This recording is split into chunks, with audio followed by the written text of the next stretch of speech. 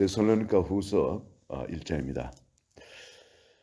사도 바울은 여기서 참으로 기뻐하는 것이 있습니다. 그 뭐냐면 이 데살로니가의 교인들이 그 믿음이 지금 더욱 자라고 있다는 겁니다. 그리고 또 그 사랑함이 더 풍성해졌다는 거죠. 이게 어린아이들은 고린도의 전서에 나오죠. 어린아이들의 믿음 안에 어린아이들은 특성이 뭐냐면은 젖을 먹고 단단한 것을 못 먹는다 그러죠. 그게 어린아이 특성이고, 또 하나 그 가운데 시기와 분쟁이 있다는 겁니다. 서로 다른 사람에 대한 시기와 분쟁이 있을 때 이 영적 어린아이의 특성이라는 거예요. 그런데 여기서는 데살로니가의 교인들은 지금 그렇지 않고 거기서 믿음과 소망과 사랑, 이 세 가지가 그들에게는 항상 있었고, 또 그 중에 이것이 자라고 있다. 이 예수 그리스도의 강림을 기다리는 것도 그렇고, 또 그들의 믿음이 전부 다 자랐다는 거예요. 사랑도 그렇고 더 풍성해졌다는 거예요. 이것이 뭐로 또 확인되고 있냐면, 지금 데살로니가 교인들이 받고 있는 여러 환난이 있습니다. 그 환난 가운데 이들이 인내를 잘하면서 믿음을 지키고 있다. 이것이 믿음이 자라고 있다는 증거인가요? 믿음이 약하면 환난이 좀 오면 그냥 넘어져 버립니다. 저는 심지어 교인들조차도 지금 좀 환난이 올 때 전부 우수수 떨어져 나가는 걸 봅니다. 미국에도 동성애가 통과돼지고, 그리고 차별금지법이 시행되니까 수많은 사람들이 배교하는 현장에서 그들의 뒤를 따랐습니다. 한국에도 이번에 마찬가지예요. 한국에도 이번에 동성애 차별법이 지금 위반되고 있죠. 그리고 또 올려지고 있고, 그런데 그게 많은 목회자들까지도 그게 지금 찬성을 하고 있는, 옹호를 하고 있는 편입니다. 목회자들까지도. 그리고 그 정강훈 목사님에 대해서도 뭔가 이단으로 뭘 하겠다면서 대부분의 교단에서 이것이 발휘되어지고, 거기서 신문의 조선일보에 광고까지 내면서 이렇게 앞장서는 정부의 앞잡이가 되어서 활동하는 이런 것을 봅니다. 아니, 일반 성도님들이 아니고 목사님들이 지금, 그래서 이게 다행히 그 중에 껴있는 목사님들이 있어가지고 이것이 통과되지 못하도록 말도 안 된다 하고 그렇게 뭉개버렸지만은, 여러분, 이게 지금 우리 믿음의 현 주소라는 겁니다. 믿음의 현 주소. 환란이 오면은 전부 다 떠나버립니다. 환란이 오면. 믿음이 없어서가 아니라 믿음이 약해서 그런 사람들이 많겠죠. 지금 대한민국이나 또 미국에도 이 우리의 믿음이 견고하게 뿌리를 내리고 있는 것이 아니라 조금의 환란이나 핍박이 오고 하면은 흔들려 버립니다. 근데 여기 데살로니가 교인들은 그렇지 않다는 겁니다. 견고하게 그 환란과 핍박이 와도 그 진리 가운데 견고하게 뿌리를 받고 그 가운데 서 있는 겁니다. 이게 사도 바울에게 얼마나 큰 기쁨이 되는지 모릅니다. 그래서 여기에 위로하는 말을 이렇게 이야기를 하고 있습니다. 너희를 핍박하는 자에게는 반드시 심판으로 하나님이 갚으신다. 오늘날 세상에도 마찬가지입니다. 기독교인을 핍박하는 자들은 하나님이 반드시 심판으로 갚으신다는, 우리가 어떻게 할 필요가 없습니다. 하나님의 심판을 하실 겁니다. 그런데 그렇지 아니하고 또 이 환난과 핍박을 인내로 견디는 사람, 끝까지 환난과 핍박을 인내로 견디는 사람들한테 하나님은 뭐로 갚으시냐면 영생으로 갚으십니다. 하나님께서 구원으로 갚으십니다. 그리고 이 데살로니가 교회에 대해서 기뻐하는 것, 뭘 기뻐하는지 이걸 이야기를 했고, 다음에 또 쉬지 않고 하나님께 기도하는 것에 대해서 이야기를 하고 있습니다. 무엇을 기도하냐면은 11절에 이러므로 우리도 항상 너희를 위하여 기도하는데 데살로니가 교인들을 위해서 특별히 사도 바울이 그 동료들과 함께 기도하시는 것은 뭐냐면 우리 하나님이 너희를 그 부르심에 합당한 자로 여기시고 모든 선을 기뻐함과 믿음의 역사를 능력으로 이루게 하시고 이게 부르심에 합당한 자로 여긴다는 것이 뭐냐면 핍박을 받는데 내주신다는 겁니다. 핍박을 안 받게 하시는 것이 아니라 부르심에 합당한 자는 어떤 자냐면 고난이 있다는 겁니다. 그 고난을 통해서 다듬어 가기 때문에 고난이 없으면은 인생에 고난이 없으면 사람이 다듬어지질 않습니다. 제가 참 어떤 한 사람 봤는데 저하고 모든 것이 여러 가지로 비슷한 거예요.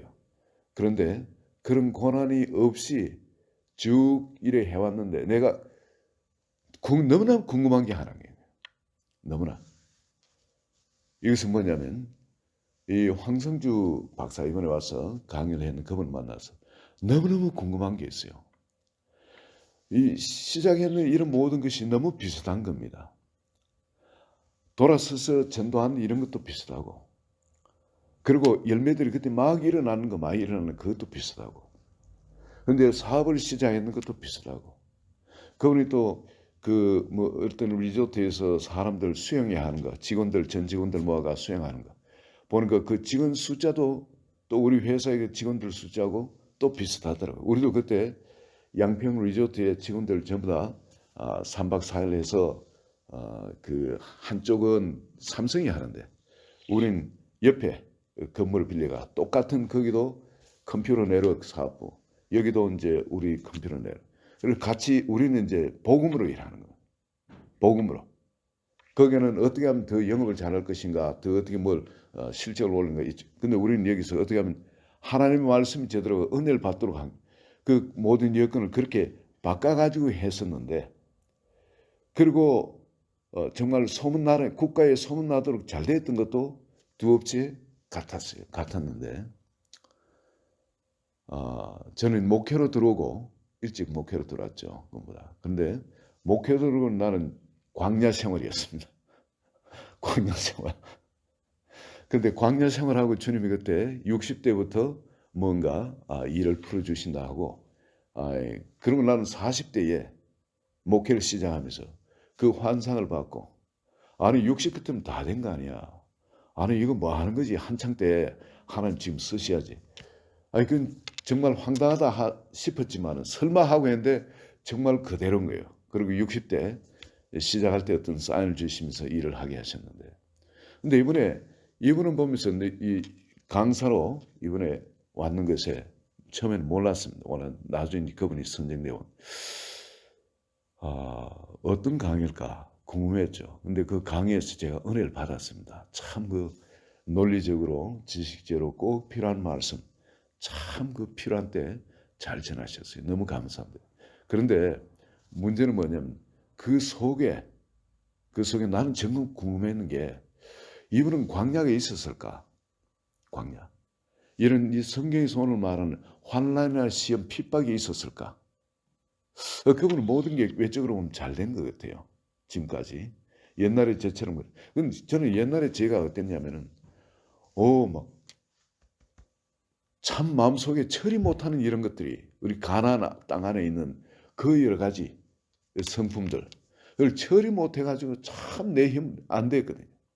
절대 내 힘으로 처리 안 되었어요.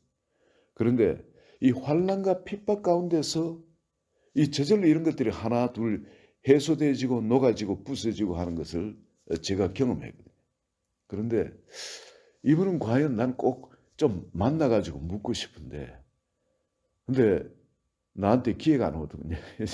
워낙에 좀 무명의 시골에 별 볼러 오는 목사니까 그런 기회가 안 주어지고 또 말을 조금 이렇게 붙여봤는데 전혀 이 말이 맥히질 않는 겁니다. 그래서 또 그런 사람들인데 물어보기가 좀 못한 그런 내용이고, 그래서 언제 한번 기회를 마련하면 꼭 한번 그거를 좀 알아봤으면 싶니다.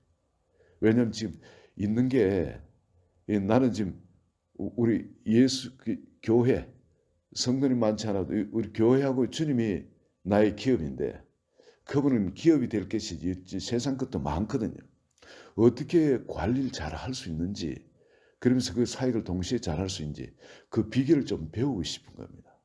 나는 지금 그걸 잘 못해가지고 하나님이 이 목회 쪽만 일했는데, 그 비결만은 저도 사업을 하면서 어려운 사람들이 있으면 막 도와주면서 그러면 얼마나 좋습니까? 좀 그랬으면 싶거든요. 그러면 이제 앞으로 GRM을 하게 되면 필연적으로 사업이 여러 가지 뒤따를 것 같은데, 근데 이런 데서도 그분의 지혜를 좀 배우고 싶은 그런 생각이 있더라고요. 그래서 참 이 사도 바울이 특별히 기도하는 거, 이 기도가 남의 기도가 아니라 참으로 이 세상 가운데서 이런 여러 가지 기업을 하는 사람들, 이 사람들에게 항상 너희를 위하여 기도하면 우리 하나님이 너희를 그 부르심에 합당한 자로 여기시고 이건 환난을 주신다는 것. 근데 그 가운데서도 모든 선을 기뻐함과 믿음의 역사를 능력으로 이루게 하시고, 모든 선을 기뻐하는 것. 여러분, 그 가운데서도 우리가 선을 행한다는 것은 내가 아닌 거죠. 내 안에 누가 행하는 겁니까? 예수 그리스도께서 나를 통해 행하는 겁니다. 환난과 핍박 가운데서도 선을 행한다는 건 내가 할 수 있는 것이 아닌 겁니다. 우리는 본 사람은 이 환난과 핍박이 오고 하면 우리 속에 뭐가 나오면 옛 사람이 나오게 돼 있어요. 내 경험으로 배웠는 거, 상식으로 배웠는 거, 이 논리적인 그런 삶이 내겐 나올 수밖에 없는 겁니다. 그런데 여기서 선이 나온다는 것은 이건 참 놀라운 겁니다. 놀라운 거. 이거는 내 안에 그리스도께서 나를 온통 주장하고 나타나는 거죠. 이 환난과 핍박 가운데서 내가 부서진 증거입니다. 내가 작아진 거죠. 내가 없어진 증거입니다. 오직 섬기는 자로 그 가운데 오직 주 예수 그리스도의 나를 통해 나타난가 장차 재림하실 것을 기다리는 소망으로, 그리고 그분을 사랑하는 가운데서 연합되어 있습니다. 그분을 믿는 믿음으로 연합되어 있지 않으면 선이 나오게서 나올 수가 없어요. 환난과 핍박 가운데. 근데 이런 부르심에 합당한 자로 여기시고 모든 선을 기뻐함과 믿음의 역사를 능력으로 이루게 하시고, 그런 환난 핍박 가운데서도 선이 나오고 말이에요. 예수 그리스도께서 행하심이 되어지고, 그리고 그 믿음의 역사를 능력으로 이루게 하시고, 우리가 믿음으로 뭘 기도하거나 뭘 행할 때 그걸 성령의 권능으로 그걸 이루시게끔, 이걸 놓고 사도 바울이 기도한다는 거예요. 이건 참 깊은 의미가 있죠. 나는 내가 모든 게 세상 것이 잘 돼가지고 그러니까 사역을 하면은 나 같은 사람은 제가 제 자신을 그때 너무 알거든요. 너무 내가 높아지고 교만해져가지고 나를 다스릴 수가 없었습니다. 나를. 그런데 믿음의 역사가 나한테 계속 일어난다, 선이 나한테서 나타난다, 이런 거는 내 그게 처리됐다는 거예요. 아니면 성령께서 그 역사를 나를 통해 나타낼 수가 없는 겁니다. 내 자아로 가득 차 있으니까, 나의 교만이 가득 차 있으니까, 나의 옛 생명이 부활해가지고 주인되가 앉아 있기 때문에, 죄가 주인돼가지고 앉아 있기 때문에. 그런데 여기 데살로니가 교인들한테 바로 이걸 놓고 기도하고 있습니다. 그래서 이 환난과 핍박이 데살로니가 교인들한테는 보약이라는, 하나님 사랑으로 빚어지는데, 그리고 그런 과정에서도 선이 나타나고 하나님이 행하심, 예수 그리스도께서 주인을 행함이 나타나고, 그리고 그 가운데 믿음의 역사가, 성령의 역사가 그대로 나타나는 거예요. 이건 놀라운 일이에요. 사도 바울은 이걸 놓고 기도한 겁니다. 이거 환난과 핍박을 없애달라고 기도한 것이 아니라 부르심에 합당한 자를 여긴다는, 이게 환난과 핍박을 허락해 주시려고 해요. 그 데살로니가 교회는 그 핍박받는 그 환경이 성도를 자라게 하는 데는 가장 좋은 환경이라는 거예요.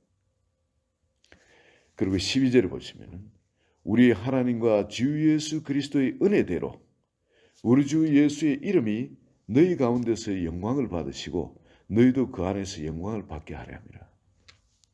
하나님께서 우리에게 주신 이 은혜가 뭐냐면은 바로 예수 그리스도께서 누리셨던 그 영광입니다. 영원히 하늘나라에서 누린 그 영광입니다.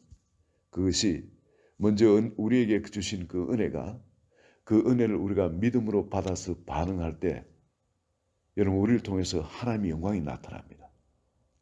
자, 먼저 하나님이 우리에게 값없이 은혜를 주셨어요. 구원의 은혜도 그렇고 모든 참 믿음의 은사도 그렇고 그리고 여러 가지 우리에게 나타난 하나님이 계속 부으시는 피와 살까지 주시는 그 사랑으로 우리를 기르시는 하나님의 은혜가 그 가운데 있고 그 가운데 성령이 나타나심, 은사를 통해서 나타나신 그런 것도 있고 여러분 이 모든 것이 우리에게 그저 값없이 은혜로 주시는 겁니다. 근데 이 은혜를 우리가 믿음으로 받아서 나를 통해 그리스도께 살도록 하면은 하나님의 영광이 나타난다는 겁니다. 우리를 통해서. 하나님의 영광이 나타나 하나님께서 영광을 받으시고요. 우리도 또한 그 영광을 우리가 받게 되는 겁니다. 왜? 우리가 주님과 하나 되어 살기 때문에. 그렇게 되도록 사도 바울은 기도하고 있습니다. 오늘 우리 자녀들을 위해서 기도함도 그렇고 주변의 성도님들을 위해서 기도함도 여러분 사도 바울의 이 데살로니가 교인들을 위한 기도, 이 기도의 지혜를 얻으시고 또한 우리도 그 가운데 지금 내한테 있는 이 환난과 핍박이 있다면은 이것을 이상하게 여기지 말고 하나님의 우리를 다듬으시는 훈련소에 하나님의 사랑의 손길이구나 이걸 믿음으로 받으실 수 있습니다. 그리고 이걸 믿음의 기도로 극복을 해야 됩니다. 오늘 우리 한 분 한 분에게 우리 주변에 일어나는 모든 것을 긍정으로 보시는 믿음의 눈이 활짝 열리시기를 그리고 이 가운데서도 주님의 사랑의 손길을 발견하는 사랑의 그 눈이 그걸 볼 수 있는 눈이 확 열리기를 그리고 또 주님께서 우리를 이 부르심의 소망 말이죠.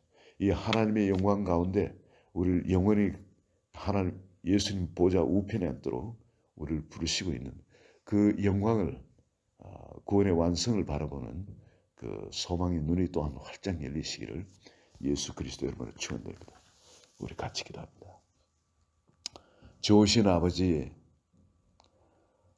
우리에게 시간도 주시고 또 우리에게 자아도 주시고 또 우리에게 이 육신도 주셔서 그리고 주변에 이 모든 걸 주셔서 이제 이걸 땅에서는 믿음으로 심는 훈련을 하늘의 것을 바라보고 믿음, 소망, 사랑의 사람으로 우리를 길러내시기 위해서 그 하나님 나라에서 그 영광이 예수 그리스도의 영광 가운데 똑같이 동일하게 우리에게 그 생명 가운데 왕노를 하도록 그 영광 가운데 살도록 우리를 부르신 주님, 오늘 우리에게 닥치는 모든 환난이나 고난에 대해서 조금 더 세상적인 눈이 아니라 오직 주님의 눈으로 그 모든 것을 믿음으로 긍정으로 감사함으로 받는 기쁨으로 받는 한 분 한 분 되게 하시고 그걸 돌파하고 승리하는 한 분 한 분 되도록 축복하여 주소서.